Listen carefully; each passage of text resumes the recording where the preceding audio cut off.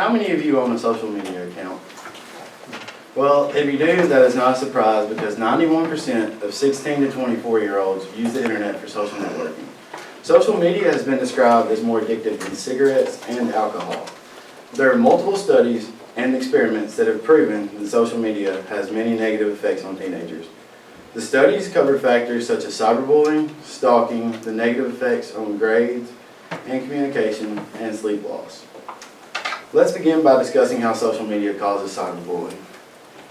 The Cyberbullying Research Center has conducted surveys since 2002.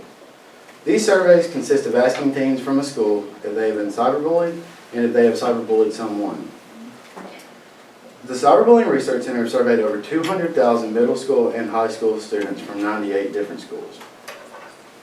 Their survey concludes that the average out of all the students was about 21% of teens have been cyberbullied and 13% admitted to cyberbullying others. After the conclusion of the survey, it is safe to say that 1 out of every 4 students have been cyberbullied and 1 out of every 6 students have cyberbullied someone. Cyberbullying is related to low self-esteem, suicidal ideas, anger, frustration, and a variety of other emotional and psychological ideas. Next, let's talk about stalking and blackmailing. We define stalking as unwanted or obsessive behavior toward an individual intended to frighten that person. Social media is a tool. Some people use it to keep up with their friends, but other people use it to make someone's life miserable.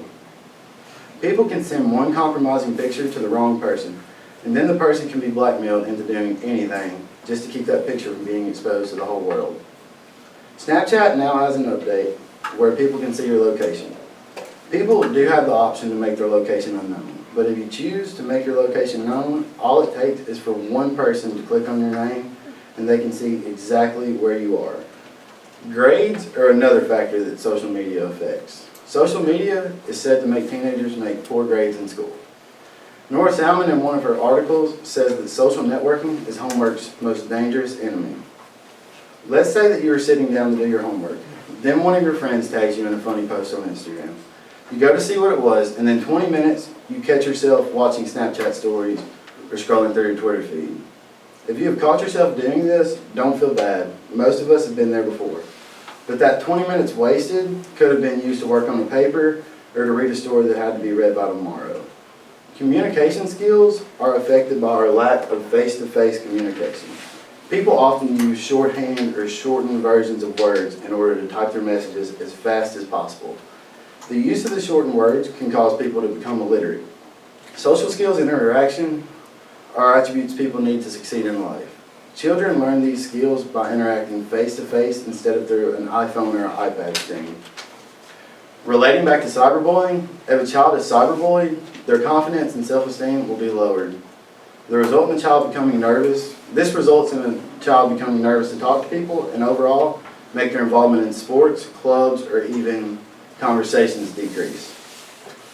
Sleep is another factor that is affected by social media. As we all know, most social media platforms are a bottomless pit. And once you look at one thing, you keep scrolling, looking at news, pictures, videos, comments, and the list goes on. Before you go to bed at night, checking your phone could be a bad idea because you spend hours on Instagram instead of getting a good night's rest. There is no better feeling than getting over 8 hours of sleep and waking up the next morning feeling energized.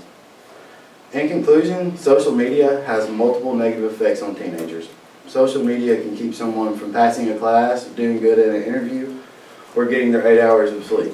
I'm not saying you should not use social media at all, but I am saying that you should try to cut down your use of it. These effects can cause someone to live a poor life just because they spend too much time on social media. So next time you get a Snapchat at 12 a.m., think about which is more important, sleep or Snapchat. And thank you.